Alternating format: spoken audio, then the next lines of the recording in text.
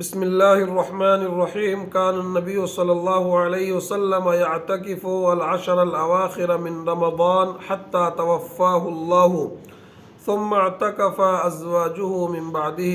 محترم احباب، یہ رمضان المبارک کا آخری عشرہ چل رہا ہے.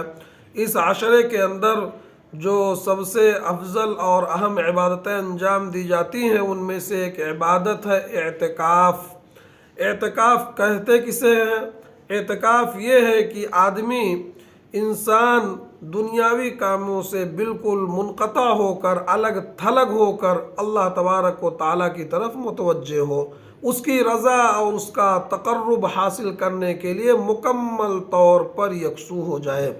نبی کریم صلی اللہ علیہ وسلم یہ عشرہ اعتکاف میں گزارا کرتے تھے. جو حدیث میں نے پڑھی اس حدیث کے اندر بیان کیا گیا ہے کہ رمضان کا آخری عشرہ اعتکاف میں نبی صلی اللہ علیہ وسلم گزارتے تھے، یہاں تک کہ اللہ تعالیٰ نے آپ کو فوت کر دیا. پھر آپ کے بعد آپ کی بیویاں بھی اعتکاف بیٹھنے لگیں. تو اس حدیث سے ہمیں پتہ چلتا ہے کہ نبی کریم صلی اللہ علیہ وسلم کی سنت رہی ہے، اس پر عمل کرنا چاہیے.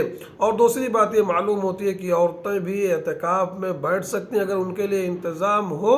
تو عورتیں بھی اعتکاف، جیسا کہ امہات المومنین اعتکاف میں بیٹھا کرتی تھیں. اللہ تعالی ہم سب کو عمل کی توفیق دے، آمین.